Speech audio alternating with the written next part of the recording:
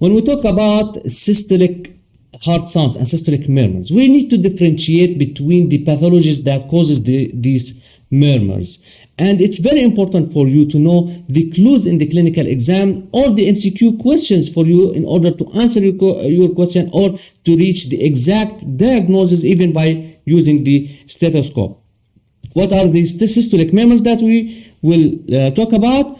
Like the aortic stenosis, mitral regurgitation, mitral valve prolapse, hypertrophic cardiomyopathy, ventricular septal defect, atrial septal defects, and pulmonary stenosis. The first clue that you must know is that sometimes when you hear a murmur in the precordium, this murmur you can hear it all around and it's widespread on the precordium. So how should I tell which of which? The clue here is that where is the maximum intensity of that murmur? Where is that murmur best heard? And this is also, it is written in your MCQ question. The question says there is a murmur best heard at. So where's the maximum intensity? Where it is best heard at? This is how this is the first clue of what pathology you are talking about. So when we say, for example, the aortic stenosis, it is an ejection systolic murmur. This murmur is best heard at the right second intercostal space, which is called the first aortic area. And this murmur, it has characteristic that it radiates to both carotids.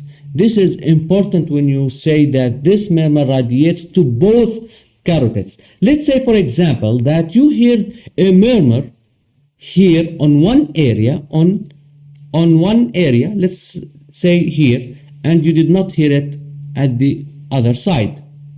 So, and then at this location, only one side, you should think of another pathology. For example, like our carotid artery stenosis. Carotid artery stenosis will cause a bruit on only one side, but it will not affect the other side. So if you hear it on both sides, you should think of it as an aortic stenosis pathology. And a systolic murmur here best at the right second intercostal space radiating to both axilla. What other murmurs there are, systolic murmurs? The murmur of mitral regurgitation, which is best heard at the cardiac apex, and it radiates to the axilla. And this is important. It should radiate to the axilla. This is the murmur of pansystolic murmur of mitral regurgitation. How should I differentiate that this is mitral regurgitation or mitral valve prolapse? Mitral valve prolapse, it causes a mid-systolic click. Mitral valve prolapse causes a click, mid-systolic click, followed by late murmur, late systolic murmur. Very important, late, because we are talking about a duration here. It's not an early, it's not mid, it's a late systolic murmur, and it is here, best here at the left lower sternal border, sometimes towards the apex, but here best at the left lower sternal border. This is mitral valve prolapse, mid-systolic click with late systolic murmur. Okay, but what other heart sounds I can also find in this area of lower sternal border, left lower sternal border? Hypertrophic cardiomyopathy. It is here. It is a systolic murmur at the left lower sternal border. Mitral valve prolapse is a systolic murmur at the left lower sternal border. So the differentiating points, the click, but sometimes you can't be able to hear that click.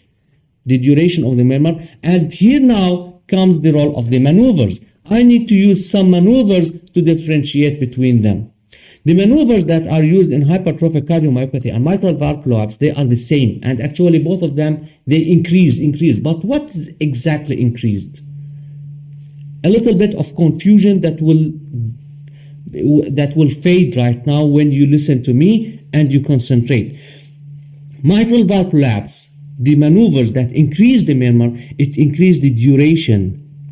It acts on the duration of the murmur, but the maneuvers that acts on the hypertrophic cardiomyopathy, they act on the intensity.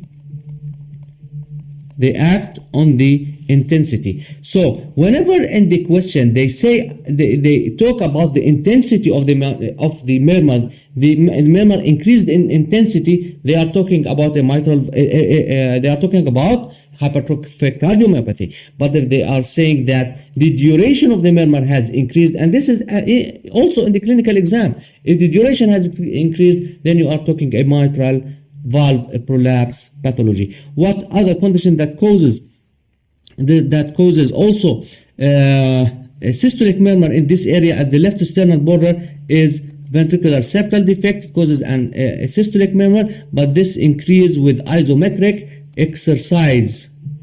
It increases with isometric exercise. Other causes of systolic murmur here at the left second intercostal space at this area, which are the atrial septal defect and the pulmonary stenosis. Those are here at the second intercostal space. How to differentiate between them?